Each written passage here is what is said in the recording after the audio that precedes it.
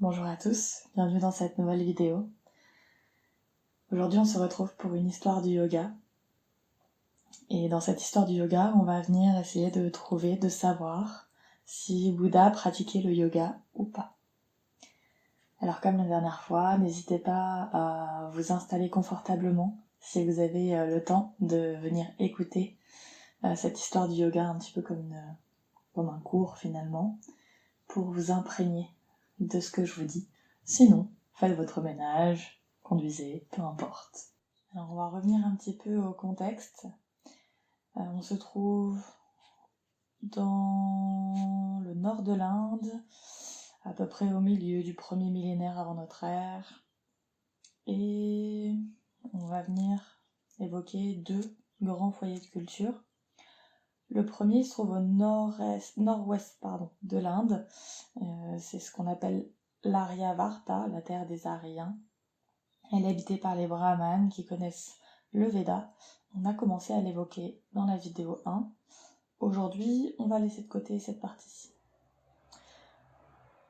Au nord-est de l'Inde, cette fois-ci, il y a ce qu'on appelle le Grand Magadha. C'est là que se développent les prémices de l'Ayurveda. C'est aussi là que se développent les croyances du cycle des renaissances, la loi du karma, les prémices du yoga aussi avec les shramans qui sont des renonçants et qui cherchent à connaître et à savoir pourquoi la souffrance existe, qui cherchent à couper ce cycle de renaissance et à arriver à ce qu'on appelle le nirvana, le moksha ou bien d'autres termes encore. On en arrive maintenant au karma et au samsara.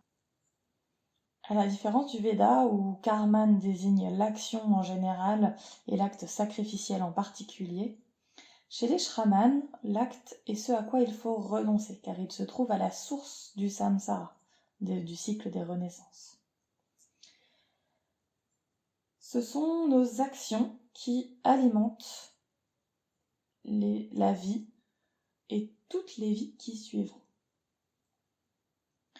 C'est-à-dire que le samsara, finalement, c'est la réincarnation, c'est le cycle de réincarnation. Le karma, c'est ce qui fait qu'on en arrive là. Chaque acte porte des fruits, et lorsque nous mourrons, les fruits qui n'ont pas encore mûri nous obligent à renaître pour expérimenter les conséquences de ces actes. C'est finalement ça, le fruit qui mûrit, c'est la conséquence de nos actes. Alors, à cette époque-là, on va retrouver, au fur et à mesure, trois grands courants de pensée. Le premier courant de pensée, c'est le jaïnisme. Le jaïnisme considère qu'il faut être dans l'inaction complète pour arriver à la libération. C'est l'inaction, c'est l'équanimité, c'est aussi là qu'on va beaucoup parler de ahimsa. Ahimsa, c'est la non-violence, envers soi mais aussi envers les autres. Donc c'est avec le jaïnisme qu'on vient commencer à vraiment parler de ahimsa, qui est vraiment un des piliers du yoga. Ça, on en reparlera d'ici quelques vidéos. Deuxième courant de pensée, Ajivika. J'espère que je le dis correctement. Donc, la Jivika, c'est basé sur le destin, la fatalité. Pour ceux qui pratiquent la Jivika, le libre arbitre ou la volonté humaine ne peuvent pas interférer avec le karma. La pratique de la Jivika, c'est un ascétisme sévère qui empêche la création de nouveaux karmas et la libération du samsara. Et amène à la libération du samsara. Cet ascétisme, il est tellement sévère qu'ils en viennent à ne plus se nourrir, ne plus boire. Donc, ils arrivent finalement à la mort.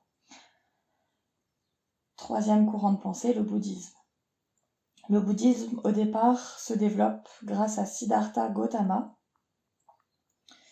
Donc, Siddhartha Gautama, c'est un prince qui a été coupé un petit peu de ce qui se passe dans le monde et qui un jour découvre la souffrance.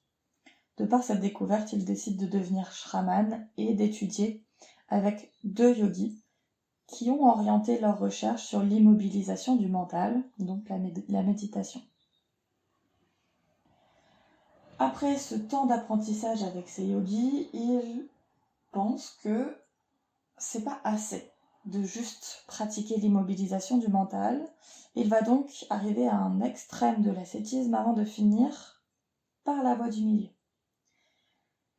La voie du milieu, c'est vraiment la base finalement du bouddhisme. La voie du milieu, c'est finalement être à mi-chemin entre le plaisir des sens et l'excès d'austérité. C'est ce qui va lui permettre de connaître la clairvoyance et d'avoir finalement les 4 nobles vérités dont on parle encore aujourd'hui dans le bouddhisme, qui sont l'existence que nous connaissons est souffrance.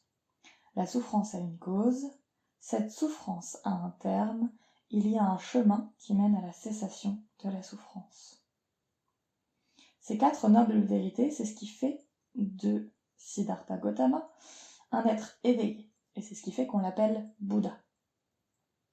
L'important, ce n'est pas donc de supprimer l'action, mais la cause de l'action, c'est-à-dire le désir, la soif.